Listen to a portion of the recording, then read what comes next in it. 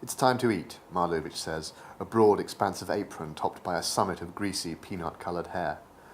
Old man Lubitsch doesn't hear over the buzzing of his hives, or he doesn't care to join us because his baggy white figure remains out in the yard, tottering from one prefab bee-house to another with a can of wispy smoke.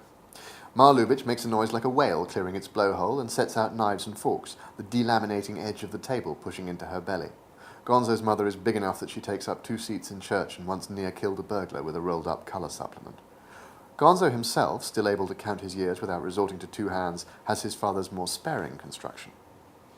One of my first memories in all the world, Gonzo, only a few months before, staring into my face with a stranger's concern. He has been playing a game of indescribable complexity by himself in the corner of the playground. He has walked from one end of the sandpit to the other and rendered it flat in a particular place, and he has marked borders and bridges and areas of diffusion and lines of demarcation, and now he needs another player, and cannot find one. And so he turns to look about him and sees a small, lost child, alone in a moment of unfathomable grief. With presence of mind, he directs his mother's attention to the crisis, and she trundles over and asks immediately what is the matter, and am I hurt, and where are my parents, and where is my home? And to these questions I have no answer. All I know is that I am crying. Gonzo answers the disaster by approaching the white ice cream truck at the far gate, purchasing there a red, rocket-shaped ice with a sticky centre, and this he hands me with great solemnity. 10 minutes later, by the alchemy of sugar and artificial flavours and the security they represent, I have joined Gonzo's incomprehensible game, and am winning, though perhaps he is going easy on me, and my tears are dry and crusty on my smock.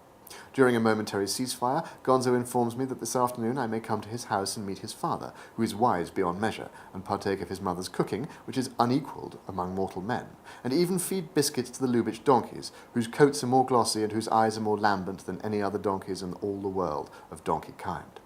Ma Lubitsch, watching from a small distance, recognizes by the instinctual knowledges of an expat Polish mother that her family has grown by one, and is not perturbed. In her oven gloves and enveloping apron, Ma Lubitsch gazes through the French windows a bit longer, but Gonzo's father is now chasing a single errant bee around the hives with the smoke gun. Political dissent among the bee houses is not permitted. Ma Lubitsch makes a seesaw turn, stepping from one foot to the other once, twice, 3 times to bring herself back to the table to dish up, swearing the while in muttered Polish.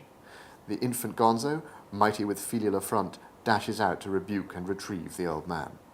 I follow more slowly, 5 years of age and cautious with brief experience. Appearances deceive. Honest faces lie and big boats sink where small ones ride out the gale. But ask me how I know, and I will not be able to tell you.